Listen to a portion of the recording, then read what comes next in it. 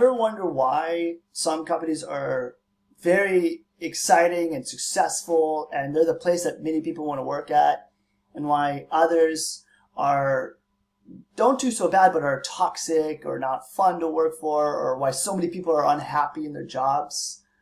Well, that boils down to corporate culture, and it boils down to tribalism. And this is an important section for you because you need to know what makes you happy. Where do you want to work at in life? And what's in a good working culture so you can be your most successful. And also understand the way you can more effectively communicate and write with those that you surround yourself around.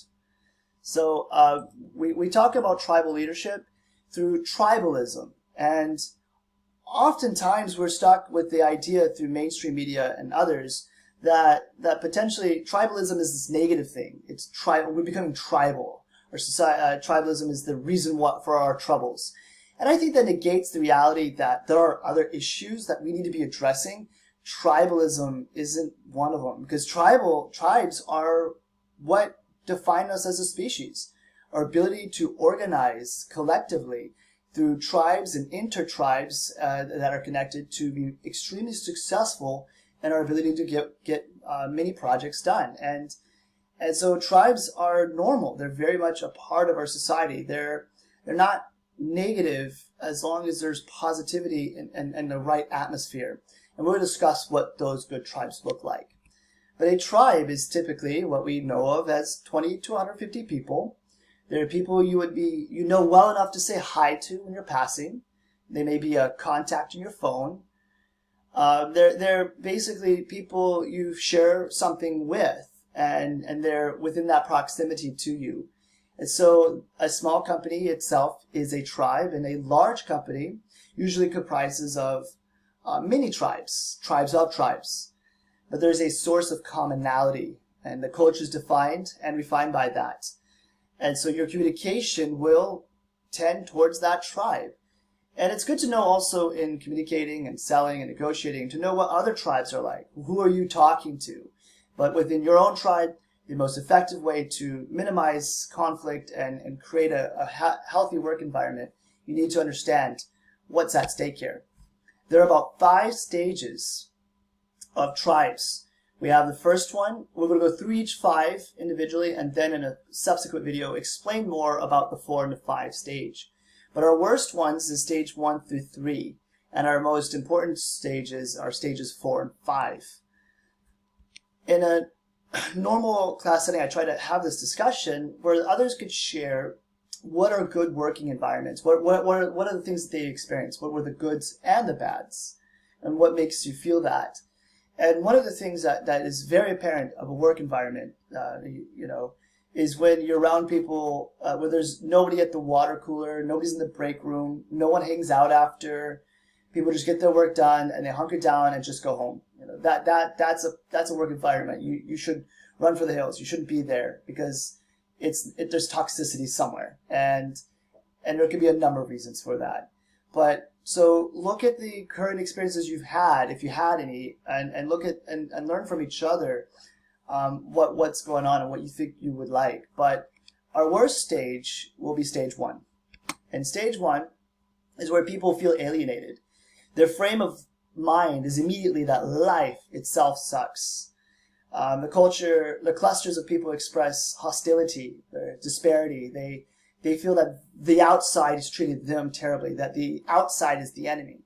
Oftentimes you see that management's the enemy, and we're not. We're the team. And those that are not a part of our team are the problem. And that's where you see dangerous, often, absolute loyalty is required. And it's an us versus them. You can see this not just in work environments, but you do see this in prisons and gangs where violence and morbid behaviors exist because without the loyalty, there's disownership completely. And the only way to survive or get out of this isn't really good. And it's hopefully moving to stage number 2. But millions of people around the world live in this environment. And surprisingly, 2% of white-collar organizations operate this way. I also find that when you see management's the enemy, you need to ask yourself, especially if you're in a union, how do you treat your other coworkers that are not in a union, and how are you treating your managers when there's no dispute? You have some deeper questions you want to ask. The next stage is disconnected, disengaged. People say instead of life sucks, it's just my life sucks. And you start comparing yourself to others. You feel separated, that if you, even if you're surrounded by those with power, there's this disconnection, and there's an apathy of victimology. Oh, my life sucks. They deserve to have their problems. And so anger can ensue in a very toxic way where you don't normally, it's not as apparent, because the group is typically trying to protect from the outside. Often you'll see younger people come into a company, or a younger manager, or even experienced leaders will come into an organization and they want to do new things and they have great ideas, but attitudes of, oh, we've tried it, it's passivity, it doesn't matter, oh, it wouldn't work. The idea is basically your dreams go there to die, and you don't want to be in that situation. And in a shocking number of 25% of white-collar organizations operate in this stage. Very, very apathetic, where people are, nothing moves forward. There's no innovation, no sense of urgency, or even accountability for that matter. And that's where you often see white-collar crimes happen, because there's nobody really catching or working for each other or caring about the situation. So oftentimes the passive-aggressive behavior is encouraged, because leaders are thinking, oh, well, they're on board. They'll get this. They'll get the message. And they don't. And if they don't, then they try, oh, nothing works, so we must do trainings. We must do team buildings. We must do retreats. Not recognizing there might be something more hidden, more underneath causing this. And it's not much the training, it's the language potentially. So when you're in an environment where it's this toxic, you need to be careful. Stage 3. This one is where most companies lie. Sadly, it's the wild, wild west mentality. About 50% of white-collar organizations tend to find themselves where success is defined by individual performance. The frame of mind, though, is I am great, you are not. That, whether stated or not, is what people feel. Relationships are not group-oriented, they're dyadic, formed dyadically, meaning just two people at a time. It's bilateral, always one. If you realize your manager always has to go talk to one person, then go talk to another person, then go talk to another person to solve something that could have been solved through a teamwork, that's where one of the big signs of an issue.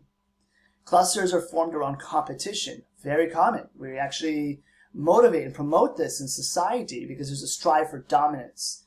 This is so common in the world because, people are taught from it early on, especially in our society, in Western societies, that ambition matters and that it's rewarded through stars if you did well.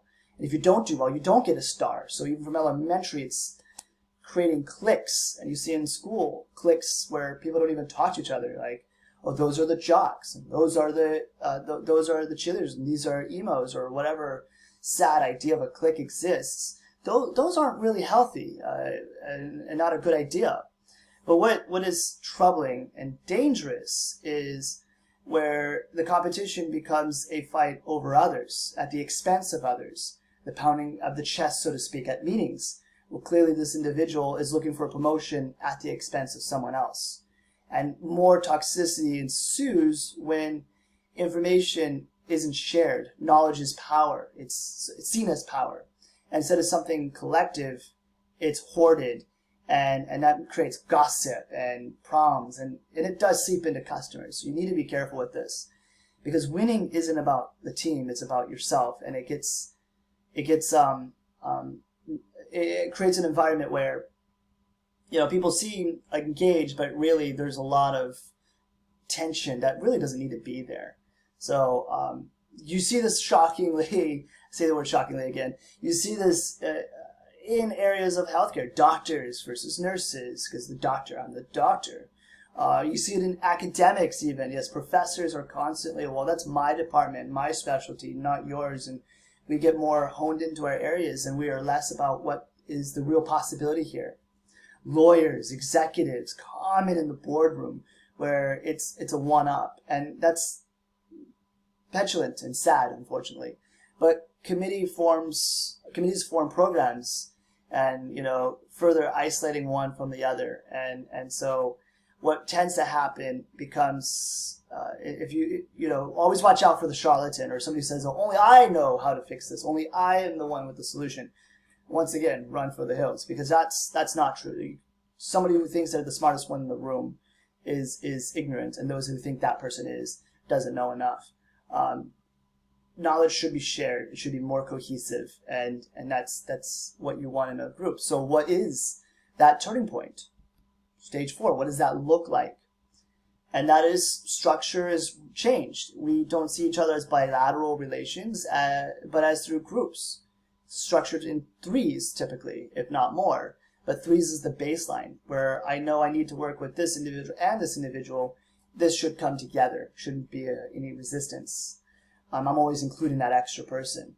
So the relationship changes, because the only way for that to work is when it's values-based. We have to agree on some kind of rules of the road, that the values that we are agreed to will help us operate, specifically if it's a cross-functional role. And so the value changes the frame. And the attitude is, we're great, but also they are not. And that question is, who is they? It should be the competition. It should be like a competitor. And in most cases, it's like Apple versus Microsoft. My university versus another university, right? We should be striving to do better for all our students as a team, regardless, and as long as we are great and they are not. This is where tribalism is really forming a good, strong, cohesive base, because no longer does the cluster form from disparity or hostility. It's forming around pride for the organization, pride in wearing their clothes. You start wearing what the others are wearing. I come in to a company as a suit-wearing person, and they're not wearing suits, but I want to be a part of the group, and I don't want to feel left out, so I would want to wear what they're wearing. That kind of pride radiates in everything. And so we see this in big, successful companies. And unfortunately, less than a quarter of these companies, white-collar organizations, operate at this level. Still quite a few, but they're harder to find than you think. So 22% of white-collar organizations operate at this level. They're a common enemy. There's common values. It's shocking how many companies can get close to it. They do stage 3.5, where there's a little bit of something happening, but nobody really gets to that stage 4. There's still the bitterness, those underlying issues that never get really resolved. And that's the challenge. So there's always a possibility out of it, but getting from 3.5 to 4, that hurdle is quite something, especially if it's deep, if the issues are deep. And finally, stage 5 is that happiness. The new frame has completely shifted from we to life itself. It's this epiphany. Life is great. They don't matter anymore. Our mission matters. What we're working on matters. The pride and anybody that's toxic that shouldn't be here already have left in some way. We may have issues. We may have conflicts in the way we try to solve problems. We care about each other. We care about the work. We care about the mission. There's a cause. Stage 5 is not something you stay in all the time, shockingly. You will remit back to stage 4 from time to time to recoup those differences and changes and to find a new cause and get back into stage 5. So you will stay at stage 4.5, I guess. But what exists is breakthrough activities, things that nobody else in the competition is near. What you would see basically, for example, is NASA building the rocket to the moon, or building a computer that's available for kids around the world for free almost, or the vaccine, for example, for the pandemic. These are history-making activities that will have some major impact on life. So approximately 2% of companies operate here, unfortunately, ever get here, but just know that the vision and inspiration matter. Those are the stages, 5 stages, and we'll discuss more of this stage 4 into 5 and what that means in the subsequent video. Hope you enjoyed.